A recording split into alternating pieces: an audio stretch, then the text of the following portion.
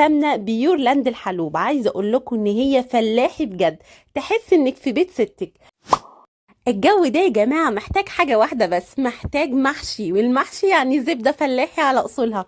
عشان كده أنا النهاردة عملت بقى المحشي الخطير ده، بس السر مش في الوصفة، السر في الزبدة والسمنة. عشان كده أنا استخدمت سمنة بيورلاند الحلوب. عايزة أقول لكم إن هي فلاحي بجد، تحس إنك في بيت ستك. عايزة أول حاجة أقول لكم إن أنا جهزت الخلطة وحطيت معلقة كبيرة من سمنة بيورلاند الحلوب. وعايزة أقول لكم إن الريحة بتاعت الخلطة كانت خطيرة، لدرجه ان جارتي قالت لي انت طبخه بايه النهارده؟ قلت لها انا عامله محشي وحاطه عليه سمنه بيورلاند الحلوب. المحشي بقى يا جماعه وهو بيستوي كانت ريحته خطيره، والريحه كانت ماليه البيت.